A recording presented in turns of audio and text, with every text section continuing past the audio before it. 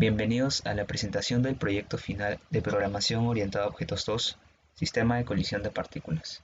El proyecto consiste en diseñar un programa que simule la colisión de n partículas en un campo de 2 dimensiones sin gravedad. En primer lugar tenemos a la clase partícula, la cual consta de atributos de tipo float básicos como posición en x e y, velocidad en x e y, radio, masa y un último atributo que almacena el número de la última partícula con la que chocó. Sistema de colisión y clase partículas. En la clase partículas tenemos como atributos el número de partículas y un vector que va a almacenar a una cantidad de partículas. En los métodos tenemos el constructor por default y por parámetro. Y tenemos dos funciones, la cual la función draw sirve para dibujar en pantalla el programa y la función move sirve para mover a las partículas dentro del plano. Dado que las partículas están dentro de un plano de coordenadas, para que una partícula choque con la pared izquierda, debemos comprobar que la posición en x de esta partícula sea 0. Y para que choque con la pared derecha, debemos comprobar que la posición de la partícula sea el ancho del plano menos 2 veces el radio de la partícula.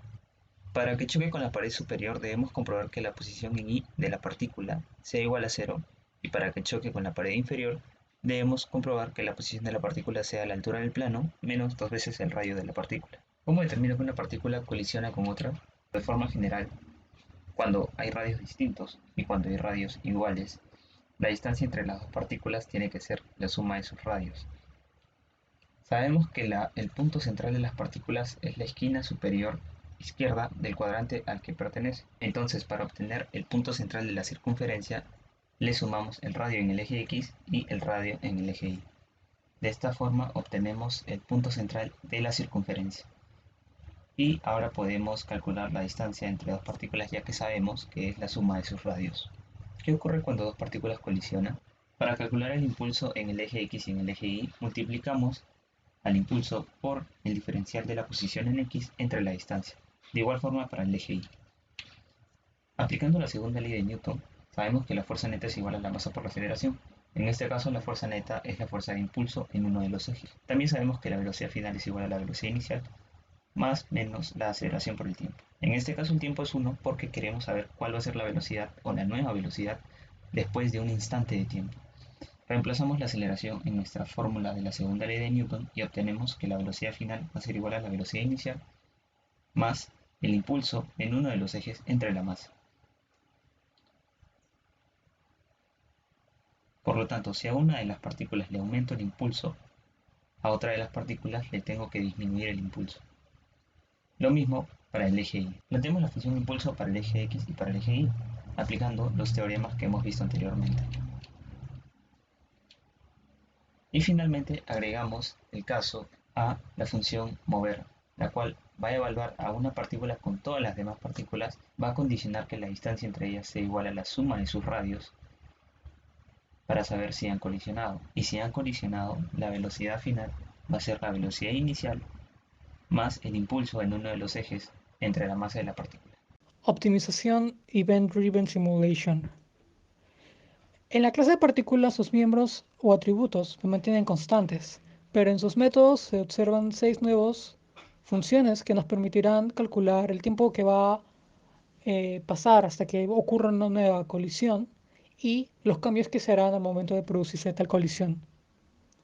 Asimismo, en la clase de evento tenemos 3 atributos. Los atributos son el tiempo donde va a ocurrir la colisión, las partículas que involucradas y el conteo de las anteriores colisiones en las cuales las partículas se han involucrado. Los métodos nos permiten saber el tiempo y también si una colisión es válida al momento de producirse y recibirse dentro del Priority Queue. En la clase Sistema Colisionador nosotros tenemos 3 atributos. Un Priority Queue que ordena eventos de menor a mayor de las posibles colisiones con respecto a su tiempo, un conjunto de partículas donde vamos a predecir tales colisiones y un tiempo t, que representa las iteraciones con las cuales se van a poder mover nuestras partículas. Asimismo vemos 3 funciones: simulación, predecir y dibujar partículas. Dibujar partículas es redundante, pero la explicación de predicción se va a hacer en la siguiente diapositiva. Por otro lado, en la simulación, nosotros podemos ver, en una primera instancia calculamos todas las posibles colisiones y guardamos esa información en un priority queue para luego su posible ordenamiento. Y luego nos preguntamos cómo vamos a predecir tales colisiones. Pues lo único que hacemos es calcular la distancia de cada partícula con respecto a una pared horizontal o vertical o con el resto de partículas y saber cuántas iteraciones requeriríamos para poder llegar a tal evento. Finalmente tenemos la aplicación, movimiento browniano. En 1827, el botánico Robert Brown observó el movimiento de los granos de polen de flores silvestres sumergidas en agua usando un microscopio. Observó que los granos de polen estaban en un movimiento aleatorio, siguiendo lo que se conocería como movimiento browniano.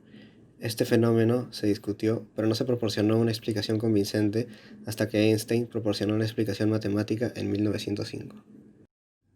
En la explicación de Einstein, el movimiento de las partículas de los granos de polen fue causado por millones de pequeñas moléculas que chocan con las partículas más grandes.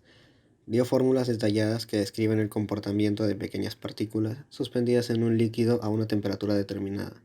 La explicación de Einstein tenía la intención de ayudar a justificar la existencia de átomos y moléculas y podría usarse para estimar el tamaño de las moléculas. La teoría de Einstein del movimiento browniano permite a los ingenieros calcular las constantes de difusión de las aleaciones observando el movimiento de las partículas individuales.